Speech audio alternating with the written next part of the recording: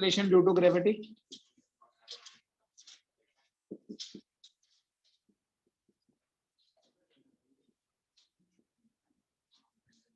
We write this expression as g equal to gm by r square. यहाँ हमने अपनी last class खत्म की थी.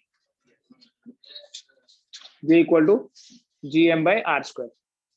इस एक्सप्रेशन में ये जो g आपको दिख रहा है ये ग्रेविटेशनल कांस्टेंट है और ये जो स्मॉल g है this is acceleration due to gravity.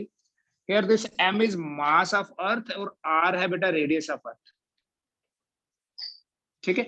अभी अगर हम अर्थ को एक स्फेरिकल ऑब्जेक्ट एज्यूम कर रहे हैं तो इस एक्सप्रेशन को इन टर्म्स ऑफ डेंसिटी भी एक्सप्रेस कर सकते हैं हम. ठीक है. We know density is mass per unit volume.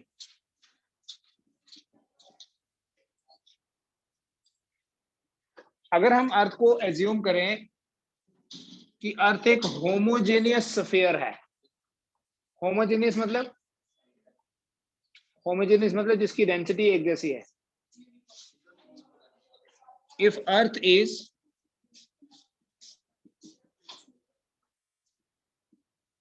assumed to be a homogeneous sphere,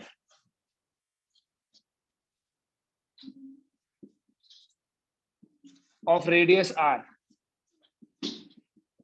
then उसकी जो डेंसिटी होगी, डेंसिटी बेटा जनरली मास पर यूनिट वॉल्यूम है. सिंस अर्थ को हम स्फीयर एज्यूम कर रहे हैं, although अर्थ एक परफेक्टली स्फेरिकल बॉडी नहीं है, but we can assume it to be a sphere. तो मास per unit volume is density. यहां से आपके पास मास जो है that will become 4/3 pi r cube into rho. ठीक है. तो इस एक्सप्रेशन को अगर आप यहां यूज कर लेंगे, we can replace this mass by this expression and बोलेंगे therefore g equals to g by r square into capital M की जगह क्या लिख लेंगे 4/3 pi r cube into rho. ठीक है. ये r स्क्वायर है, यहाँ r क्यूब है, तो ये जो फॉर्मूला g का बन जाएगा it will be 4/3 pi rho g into r. तो एक्सेलरेशन ड्यू टू ग्रेविटी के दो एक्सप्रेशंस हैं. अगर आप डायरेक्टली एक्सप्रेशंस देखोगे तो आपको एक कॉन्ट्राडिक्शन दिखती है. ठीक है. विल ट्राई टू रिजॉल्व कि उस कॉन्ट्राडिक्शन को कैसे रिजॉल्व करना वो हम देखते हैं अभी. वो एक्चुअली कॉन्ट्राडिक्शन नहीं है, it appears as a contradiction. ठीक है. देखो क्या है वो. ये जी का एक्सप्रेशन कहां से आया था हमारे पास, अगर आपको याद हो तो हमने F/m लिखा था. Force per unit mass is acceleration. Since वो फोर्स ग्रेविटी के कारण है इसलिए उस एक्सेलरेशन को बोलते हैं एक्सेलरेशन ड्यू टू ग्रेविटी. ठीक. और इसी एक्सप्रेशन को अगर हम डेंसिटी की फॉर्म में लिख लें तो हम उसको लिख रहे हैं क्या 4/3 pi rho g into r. अब कॉन्ट्राडिक्शन क्या है देखिए, हमारे पास ये जो g के दो एक्सप्रेशंस हैं, इन दोनों एक्सप्रेशंस में ही आपको एक चीज ऐसी दिखेगी जो थोड़ी डिफरेंट है. एक expression, and if I write this expression I will write this as 4/3 pi rho g into r. ठीक है. इन दोनों एक्सप्रेशंस हैं तो एक ही क्वांटिटी को डिफाइन कर रही है दोनों. लेकिन अगर आप यहां देखें, इस पोर्शन में देखें, यू विल सी कि एक्सेलरेशन ड्यू टू ग्रेविटी जो है वो इनवर्सली प्रोपोर्शनल है r स्क्वायर पे. और अगर आप यहां देखो तो यू विल सी कि एक्सेलरेशन ड्यू टू ग्रेविटी जो है वो डायरेक्टली प्रोपोर्शनल है r के. तो अगर डायरेक्टली इस चीज का आंसर देना है कि रेडियस बढ़ने से एक्सेलरेशन ड्यू टू ग्रेविटी बढ़ेगी या कम होगी, उसका कोई डायरेक्ट आंसर नहीं है. क्योंकि इसके अकॉर्डिंगली अगर हम देखें बोले रेडियस बढ़ेगा तो एक्सेलरेशन ड्यू टू ग्रेविटी कम होगी. बट अगर हम इस एक्सप्रेशन को देखें तो रेडियस बढ़ेगा तो डेंसिटी बढ़ेगी. ठीक है. यहाँ डायरेक्टली प्रोपोर्शनल है और यहाँ inversely proportional to the square है. So there is no clear cut answer. इसलिए जब भी एक्सेलरेशन ड्यू टू ग्रेविटी को रेडियस के साथ कंपेयर किया जाएगा तो उसमें कोई और पैरामीटर भी इन्वॉल्व होना चाहिए. जैसे अगर दो प्लैनेट्स का मास सेम है या दो ऑब्जेक्ट्स, दो heavenly bodies having same mass. If two planets have same mass. देखो ये m कांस्टेंट हो गया, फिर तो g पहले से ही कांस्टेंट है,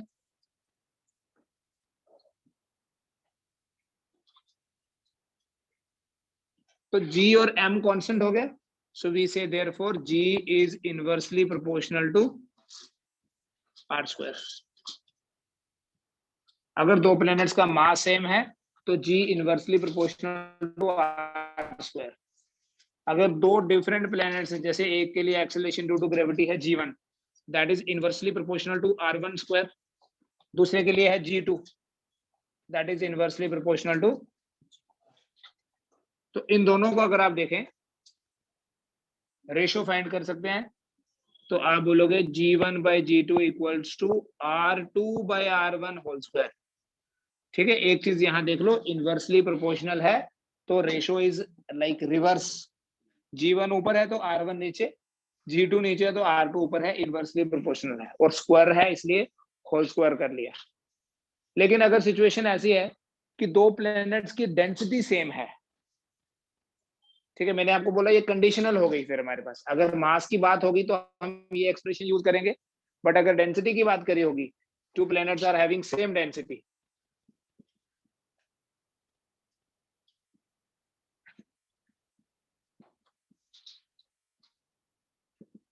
अगर दो प्लैनेट्स की डेंसिटी सेम है, 4/3 कांस्टेंट है, पाई कांस्टेंट है, g तो होता ही कांस्टेंट है, तो अभी हमने डेंसिटी को भी कांस्टेंट मान लिया. देन वी विल से कि g directly proportional to r. ठीक है, तो कॉन्ट्रडिक्शन रिजॉल्व हो गई कि डेंसिटी की बात करिए कि मास की बात करिए, उसके बेसिस पे प्रोपोर्शनलिटी डिफरेंट है. सो इसके बेसिस पे बोलेंगे g1 by g2 equals to r1 by r2 whole square. खत्म. होल स्क्वायर नहीं आएगा, sorry, g1 by g2 equal to r1 divided by r2.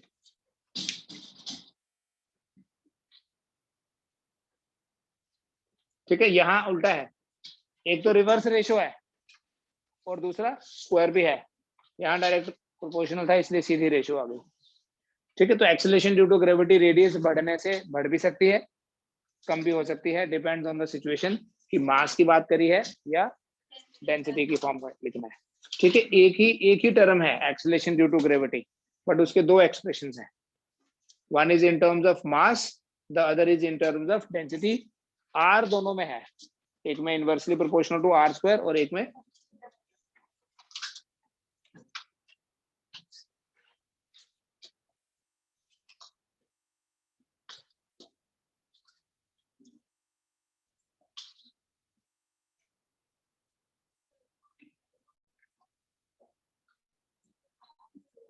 जैसे एक सिचुएशन है, देखो एक प्लेनेट पे a person jumps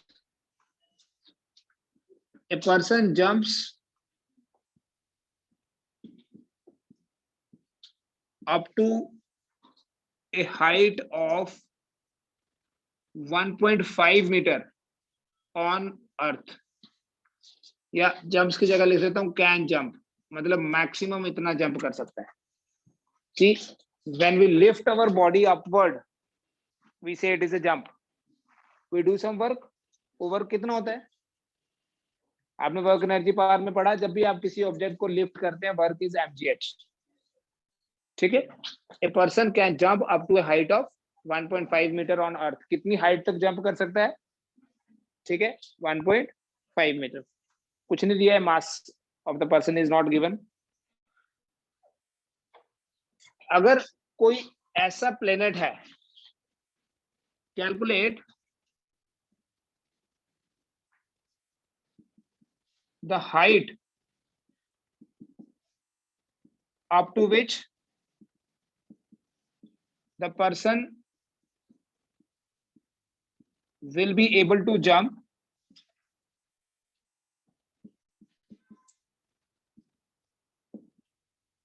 on a planet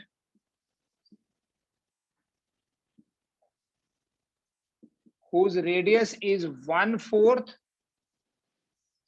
1/4, and density is 1/3 of the density of Earth.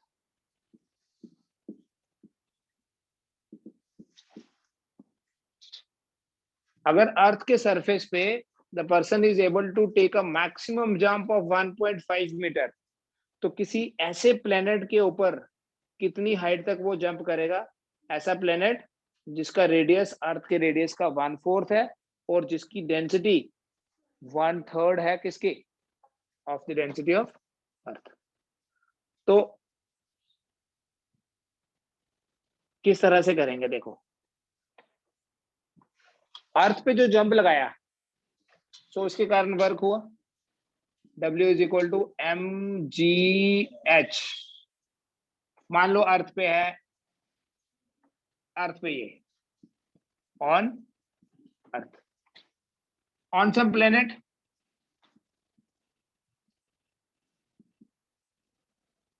वही वर्क करना है, mass will remain same, mass of the body does not change, gp लिख दूंगा इंटू एचपी। ये एच गिवन है 1.5 metre, g acceleration due to gravity है, हम इस जीपी को भी एक्सप्रेस करेंगे in terms of this g. ठीक है, जितना वर्क यहां किया उतना ही वर्क किसी दूसरे प्लेनेट पे जाके करें तो वहां कितनी हाइट गेन करेंगे, क्वेश्चन ये है, राइट। तो इन दोनों को अगर मैं इक्वेट कर लूं, इन दोनों को इक्वेट करके बेटा क्या ऐसा बोल सकते हैं कि h p is equal to g by gp into h, या नहीं? आप डिवाइड करो या इक्वेट कर लो दोनों को, M G P H P equal to M G H. ठीक है, एम और एम कैंसिल हो जाएगा, ठीक है, जीपी इंटू एच पी आ जाएगा जी एच, तो एच पी कितना हो गया? जी एच बाई। नाउ क्वेश्चन का लैंग्वेज देखिए, क्या बात की हुई है? दूसरे प्लेनेट का रेडियस और उसकी डेंसिटी की बात की हुई है। इसका मतलब हम एक्सेलरेशन ड्यू टू ग्रेविटी का कौन सा एक्सप्रेशन यूज करेंगे? रेडियस से डेंसिटी वाला जो एक्सप्रेशन, ये जो लिखा हुआ है ये वाला, है ना?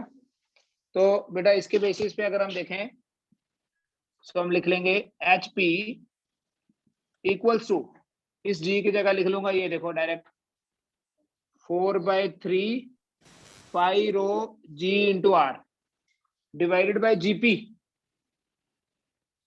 अभी तो मैं लिख लेता हूं 4/3 pi rho P G into R P. देखो 4/3 पाई कांस्टेंट है, ये तो यूनिवर्सल कांस्टेंट होता है, ये तो कैंसिल हो जाएंगे, और यहाँ एच तो है। अब जो डेटा आपको दिया हुआ है उसके हिसाब से व्हाट इज रो पी, मतलब डेंसिटी ऑफ द प्लेनेट कितनी है? Rho P is 1/3 of the density of Earth. What is this R P? r/4। तो अगर आप ये वैल्यूज यहां डाल दोगे, इस रो पी की जगह क्या लिखूं? रो बाई 3, इसकी जगह r/4, so this 3 and 4 will go up, ये आ जाएगा 12h। अब वैल्यू डालो, एच पी आ जाएगा आपके पास 12 into H, but H given था 1.5 मीटर, और अगर एच 1.5 मीटर दिया है तो एच पी कितना आ गया? 12 into 1.5 metre, that will be approximately भी नहीं, एग्जैक्टली 18 आ जाएगा। सो अगर अर्थ के सरफेस पे उसका जो मैक्सिमम जंप है, हाई जंप 1.5 मीटर का है, तो दूसरे प्लेनेट पे जो इंफॉर्मेशन गिवन है उसके हिसाब से उसकी जो मैक्सिमम हाइट होगी, ठीक है, किसी भी प्लेनेट पे हम कितना हाइट जंप करते हैं वो डिपेंड करता है कि वहां एक्सीलरेशन ड्यू टू ग्रेविटी कितनी है। मैंने आपको एक एस्टिमेशन बताया था कि अगर ये जी का वैल्यू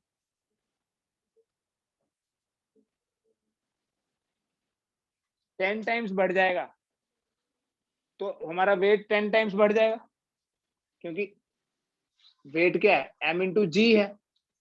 दोनों एक्सप्रेशन में देखो जी तो न्यूमरेटर में ही है, इसी जी में चाहे ये लगा लो चाहे ये वाला लगा लो, जी तो ऊपर ही आएगा।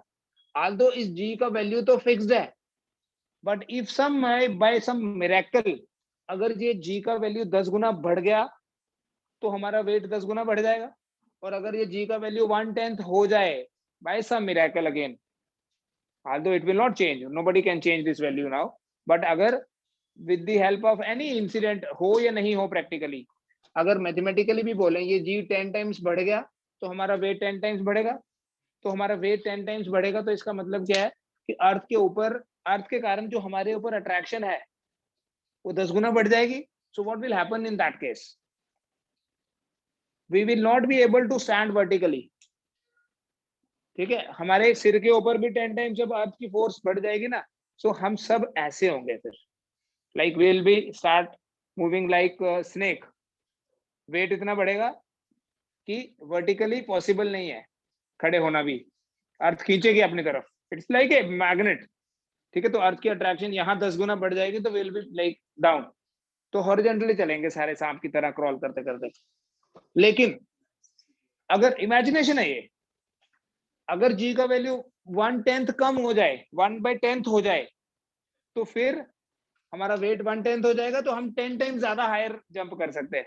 जैसे कोई 10 फ्लोर है, ऐसे कोई जंप करता है आधे फ्लोर तक या 1 फ्लोर तक, बड़ा कोई प्रैक्टिस करेगा तो जंप करेगा। तो उस केस में क्या होगा, अगर g का वैल्यू 1/10 हो जाएगा तो ग्राउंड से 10वें फ्लोर तक सीधा जंप करके चला जाएगा, बिकॉज वेट कम हो गया। ठीक है, again this is just based on imagination.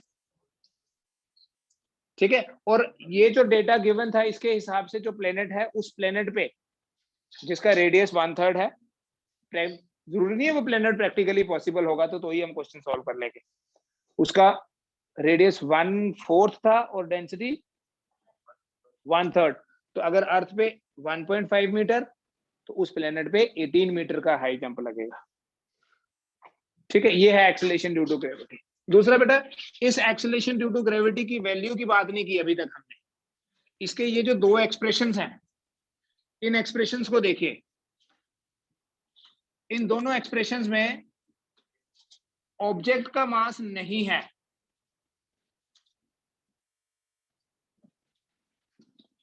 इन दोनों एक्सप्रेशंस में ऑब्जेक्ट का मास नहीं है।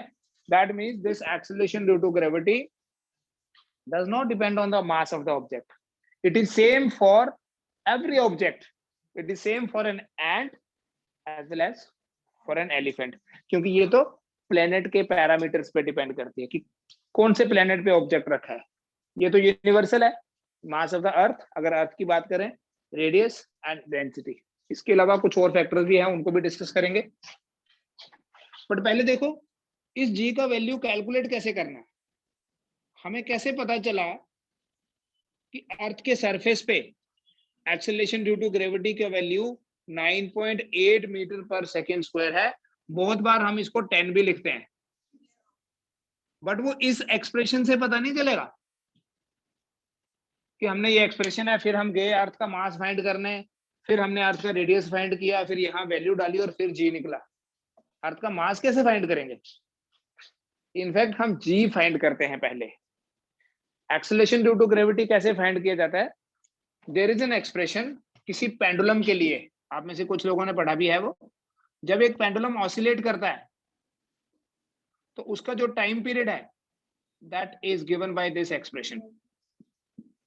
ये आपने अभी 11th में तो चलो इस पर प्रैक्टिकल नहीं करे आपने, बट अदरवाइज ये आपका एक एक्सपेरिमेंट है 11th क्लास में। ठीक है, किसी पर्टिकुलर प्लेस पे like you find acceleration due to gravity in Delhi. Delhi कितना है acceleration due to gravity Delhi में? ठीक, if you are in some other city, in some other town, तो वहां आप acceleration due to gravity calculate कर सकते हो इस फॉर्मूले की हेल्प से।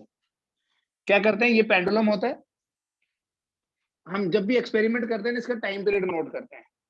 अब टाइम पीरियड क्या है? एक साइकिल को कंप्लीट होने में जो टाइम लगता है, राइट। अब हम एक साइकिल के लिए नहीं करते, जब हम 20 साइकिल्स के लिए करेंगे ना तो इजी हो जाएगा। हम यहां से इसको ड्रॉप करेंगे, एक बार आया, फिर 2 3 20 साइकिल्स का देखेंगे कितना टाइम लगा। ठीक है, मान लो 20 साइकिल्स को लगे 200 सेकेंड्स, तो इसका मतलब एक सेकंड को लगे होंगे 10 सेकंड, एक साइकिल को लगे होंगे 10 सेकंड। तो हमें टाइम पीरियड पता चल जाता है। एक्सपेरिमेंट जब हम करते हैं, एक तो ये टाइम पीरियड फाइंड करते हैं, दूसरा इस पेंडुलम की इफेक्टिव लेंथ पता करी जाती है। कैसे? एक तो थ्रेड की मेजरमेंट करते हैं, थ्रेड कितना है, दूसरा ये जो बॉब है इसका रेडियस, इसका सेंटर ऑफ मास यहाँ है ना, तो ये जो इफेक्टिव लेंथ होती है पेंडुलम की वो कैलकुलेट कर ली जाती है। इसकी मेजरमेंट करते हैं एक्सपेरिमेंटली, टाइम पीरियड की मेजरमेंट करते हैं, इस फॉर्मूले को यूज करके जी का वैल्यू आ जाता है। ठीक है, उससे हमें पता चला कि यहाँ एक्सेलरेशन ड्यू टू ग्रेविटी कितनी है on an average near the surface of अर्थ, ये वैल्यू है। अब इस वैल्यू को यूज करके with the help of these expressions हम डिफरेंट पैरामीटर जो है वो फाइंड कर सकते हैं। ठीक है, तो अगर हम मास फाइंड करें, अर्थ का मास कितना है, अब मैं ये डेटा डायरेक्ट लिख दूंगा यहाँ। जी का वैल्यू है 9.8 मीटर पर सेकंड स्क्वायर। ठीक है, सिंपल पेंडुलम एक्सपेरिमेंट से आता है ये।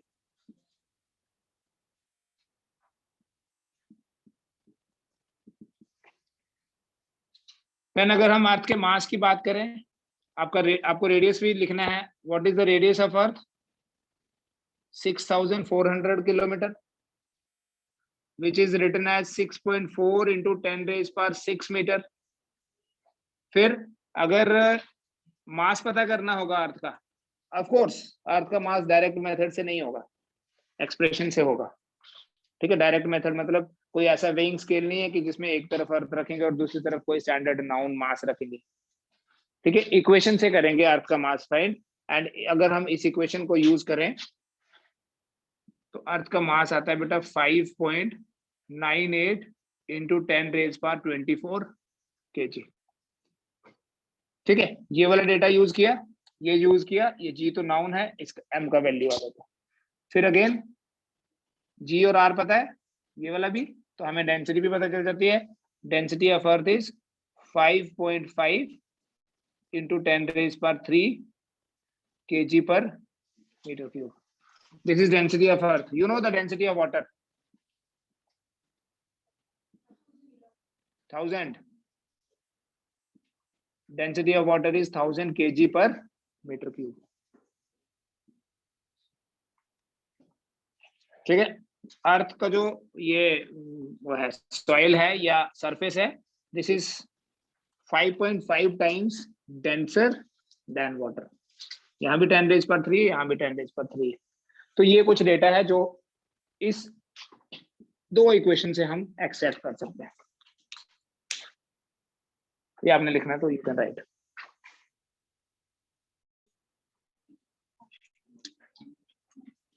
चलो बातें नहीं बेटा, हम एक्सेलरेशन ड्यू टू ग्रेविटी को ही स्टडी करेंगे अभी।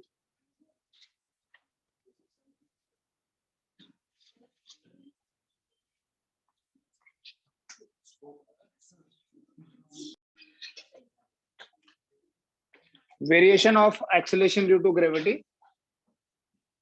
विद डेप्थ पढ़ेंगे बेटा पहले हम। एक्सेलरेशन ड्यू टू ग्रेविटी का वेरिएशन डेप्थ के साथ कैसे होता है कि जब हम किसी बॉडी को डीप इनसाइड अर्थ ले जाएं तो वहां एक्सेलरेशन ड्यू टू ग्रेविटी ज्यादा होगी या कम होगी। ठीक है, कितनी कम होगी, कैसे वो वेरी करती है विद डेप्थ, उसको हम मैथमेटिकली देखते हैं।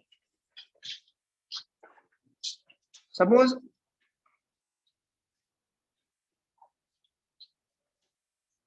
अर्थ का रेडियस है r, मास है m। अगर हम किसी बॉडी को अर्थ के सरफेस के ऊपर ही रखें, ऑन द सरफेस ऑफ अर्थ,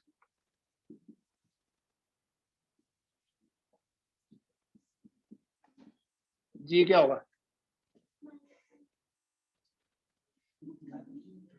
कितना कितना होगा acceleration due to gravity? G m/r² तो होता ही है। बट देखिए मैं ऐसा एक्सप्रेशन यहाँ यूज कर रहा हूँ जिसको यूज नहीं करना है हमने। क्यों नहीं करना है वो समझेंगे कि why I will not use this expression. जब ऑब्जेक्ट यहाँ है तो this entire sphere is involve. ठीक है, लेकिन अगर ऑब्जेक्ट यहाँ होगा, सपोज हम थोड़ा नीचे ले गए, तो अब तो जो स्फीयर बनेगा दैट विल बी स्मॉलर। ठीक है, तो पहले तो पूरा मास इन्वॉल्व था, बड़े वाले स्फीयर का मास है कैपिटल M, तो छोटे वाले स्फीयर का मास फाइंड करना पड़ेगा। तो उससे बेटर ये है कि हम ये वाला एक्सप्रेशन यूज ना करके डेंसिटी वाला यूज करें, क्योंकि उसमें तो मास आएगा ही नहीं, उसमें रेडियस आएगा। तो रेडियस तो हम देख ही सकते हैं कि सेंटर से कितना डिस्टेंस है, उसको रेडियस बोलते हैं। So on the surface of अर्थ, इस एक्सप्रेशन को मैं यहीं पे चेंज कर दूंगा। देखो ये अर्थ का रेडियस है, सपोज कर लीजिए बेटा r, और ऑब्जेक्ट को हमने यहां रखा।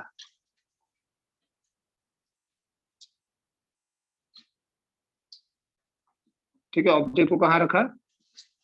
अर्थ के सरफेस पे। अगर हम रेडियस r ले रहे हैं,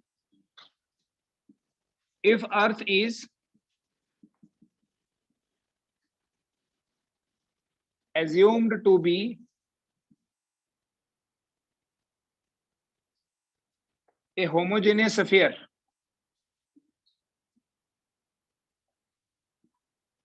of radius r, अगर हम अर्थ को एज्यूम कर लें as a homogeneous sphere of radius r, then density of earth will be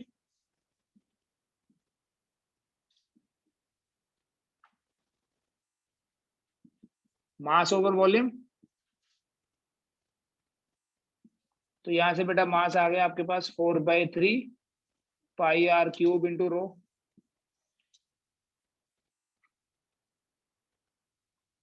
इस मास को यहां यूज कर लेना, मैं डायरेक्ट लिख रहा हूं, therefore acceleration due to gravity बन जाएगी 4/3 pi rho G into R. Direct लिखते हैं बिकॉज ऑलरेडी हम ये कर चुके हैं। I will say this is equation number 1। जब ऑब्जेक्ट यहां है, अर्थ के सेंटर से कितना दूर है? r। ठीक है, होमोजेनियस स्फीयर मतलब जितनी अर्थ की डेंसिटी यहाँ होगी उतनी यहाँ एज्यूम कर रहे हैं, although it is not like this. Density तो कम हो रही है नीचे जाएंगे तो, बट फिर भी हम कुछ ना कुछ तो कांस्टेंट लेके ही चलेंगे। तो हम एज्यूम कर रहे हैं कि अर्थ होमोजेनियस है, बट प्रैक्टिकली ना तो अर्थ होमोजेनियस है और ना ही स्फीयर है। So when we talk about the shape of earth, तो उसमें हम उसकी भी बात कर लेंगे। ये स्फीयर नहीं है तो उसका क्या इन्फ्लुएंस है। तो ऑन द सरफेस ऑफ अर्थ अगर बेटा डायरेक्टली यहां से स्टार्ट करो एंड लिखो g equal to 4/3 pi rho g into R, even then it is not wrong, यहीं से कर सकते हैं। बट आपको एटलीस्ट पता होना चाहिए कि दूसरा वाला एक्सप्रेशन क्यों यूज नहीं हो रहा यहाँ, क्योंकि उसमें मास इन्वॉल्व है, और जब हम सरफेस के अंदर जाएंगे तो सारा मास नहीं, पूरा स्फीयर नहीं लेंगे फिर हम। अब एज्यूम करो कि हम ऑब्जेक्ट को d डेप्थ नीचे ले जाए। व्हेन द ऑब्जेक्ट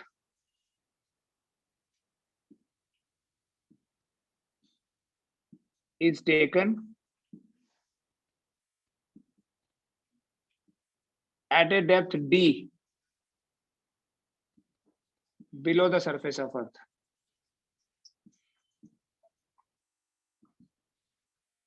अगर ऑब्जेक्ट को हम d डेप्थ नीचे ले जाएं, so now the sphere will be like this।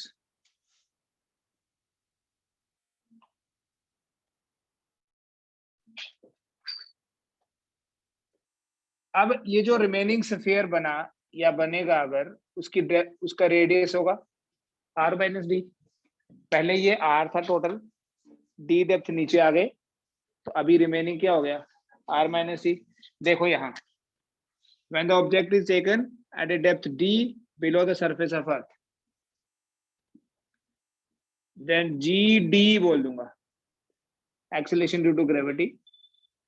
4/3 तो 4/3 ही है, pi is pi, density same है, जितनी यहाँ उतनी यहाँ। एक्सेलरेशन ड्यू टू ग्रेविटी, तो ये ग्रेविटेशनल कांस्टेंट तो हमेशा ही सेम। अगर सरफेस पे उसका डिस्टेंस सेंटर से r था, तो यहाँ r माइनस डी होगा।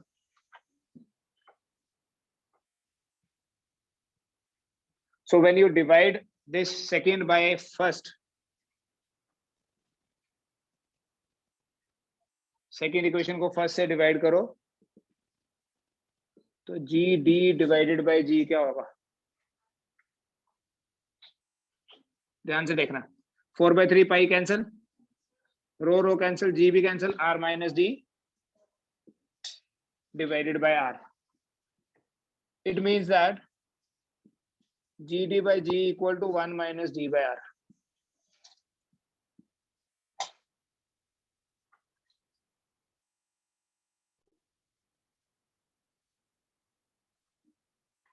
सो बेटा यहाँ आप ये बोल सकते हो एक्सप्रेशन फाइनल ये है, at a depth d below the surface of earth acceleration due to gravity होती है g into 1 minus d by r।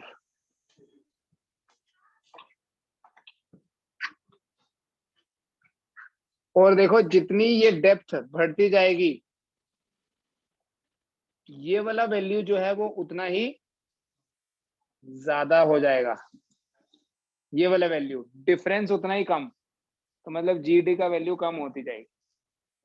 अब ऊपर से नीचे जाते जाते हम ज्यादा से ज्यादा कितनी डेप्थ तक चले जाएंगे, जितना अर्थ का रेडियस है, मतलब सेंटर तक जाएंगे ना। अगर आप इस तरफ आ गए तो तब भी वो रेडियस से कम ही है।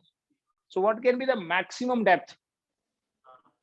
Maximum depth is the radius. ठीक है, सो दो चीजें नोट करो, एक तो ये लिखो कि with increase in depth the acceleration due to gravity goes on decreasing. Depth बढ़ने के साथ साथ एक्सेलरेशन ड्यू टू ग्रेविटी कम होती जाती है। आपके सरफेस पे मैक्सिमम वैल्यू है एंड जैसे हम नीचे जाते जाएंगे एक्सेलरेशन ड्यू टू ग्रेविटी कम होगी, उसके कारण बॉडी का वेट भी कम होगा, बिकॉज वेट इज mg। अगर एक्सेलरेशन कम हो रही है, मास तो चेंज होता नहीं है, तो इसका मतलब वेट चेंज हो रहा है, वेट कम हो रहा है obviously. With increase in depth the acceleration due to gravity decreases. और दूसरा पॉइंट ये है कि अगर हम अर्थ के सेंटर तक ले जाएं बॉडी को, when the body is taken up to the center of earth, अगर हम बॉडी को अर्थ के सेंटर तक ले जाएं, then what will be? Then d will be equal to r। Surface से कितना नीचे ले जाएंगे वही रेडियस हो जाएगा। और आप इस एक्सप्रेशन में देखो g into 1 minus r by r। What is r by r1?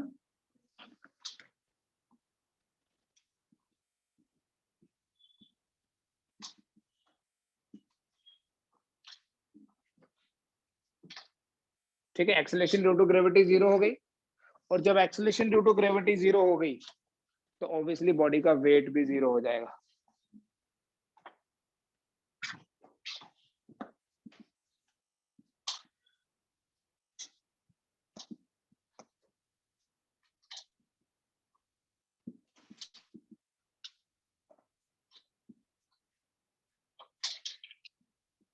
At the center of earth there is weightlessness।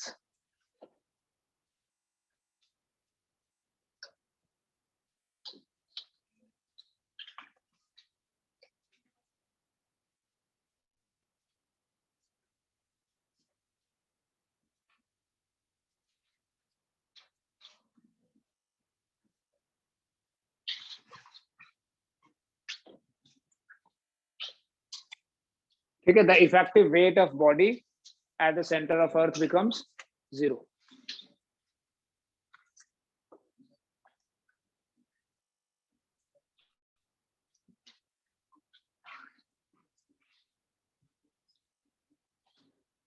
इस पे बेस बेटा कुछ परसेंटेज चेंज वाले क्वेश्चंस बनते हैं, जैसे at what depth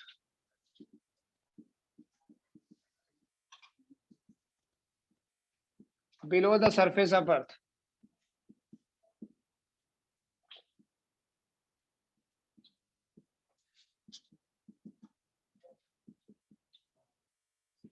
the value of acceleration due to gravity becomes 25% of its value on earth।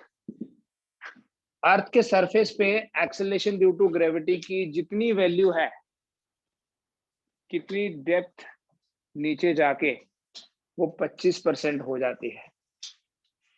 मतलब 25% means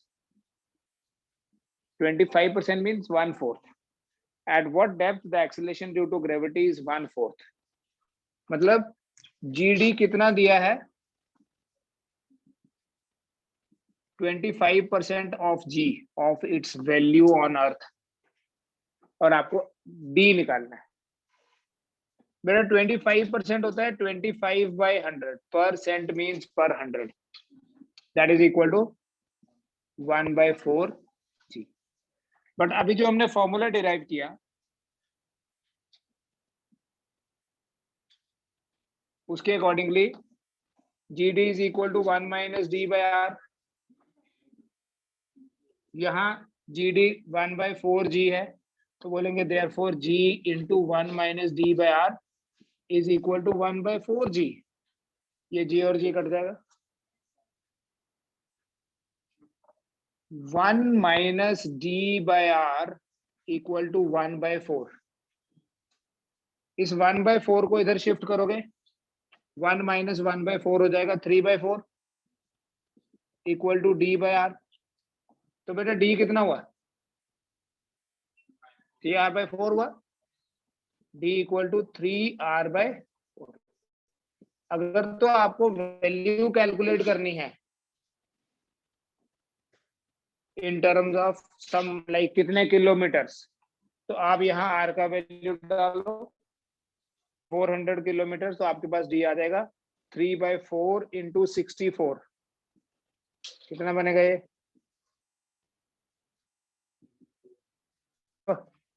4800।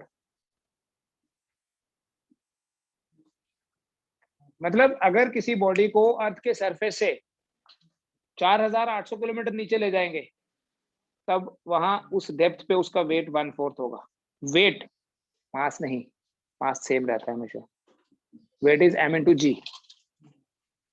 एक सिंगल वर्ड चेंज होने से कई बार देखो क्वेश्चन चेंज हो जाएगा। यही क्वेश्चन है, at what depth below the surface of earth the value of g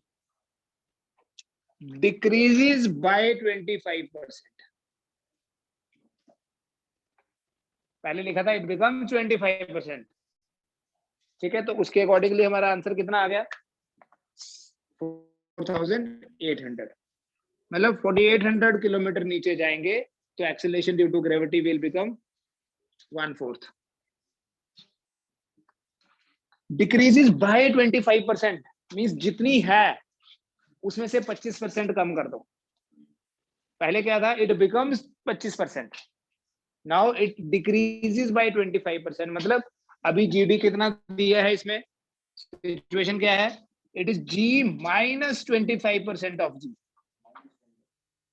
now it will be minus GD आ जाएगा G minus 1/4 G, तो 3/4 G हो गया। ठीक है, और अगर आप फॉर्मूला लगाएंगे यहाँ GD की जगह लिखोगे G into 1 - D/R, it is equal to 3/4 G। G और G कैंसिल।